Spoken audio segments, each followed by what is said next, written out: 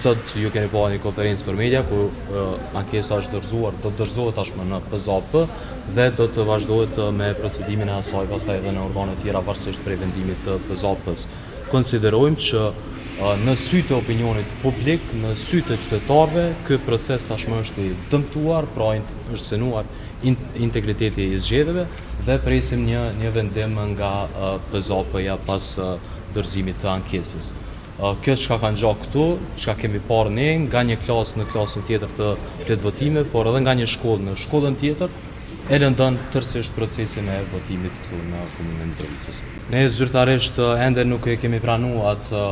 komunikim dhe në momentin që e pranojmë, unë konsideroj që gjitha organet, në këtë rast të Partisë Demokratike të Kosovës, do ta shurtojnë edhe do të ndërmirët hapat e më të tjeshëm lidhur me procedimin se a do të marrin pjesë apo jo ekipet e numërimit në qendrën komunale të numërimit. Ajo siç ka ne e dim, është ekipet e numërimit gjatë ditës së djeshme janë larguar nga qendra komunale e numërimit për shkak që nuk kanë dashur të nënshkruajnë formular dhe nuk kanë dashur të legjitimojnë një proces për cilin ata kanë dyshuar. Dhe secili dyshon me ato siç kemi pa përmes fotografive dhe përmes video inqizimit.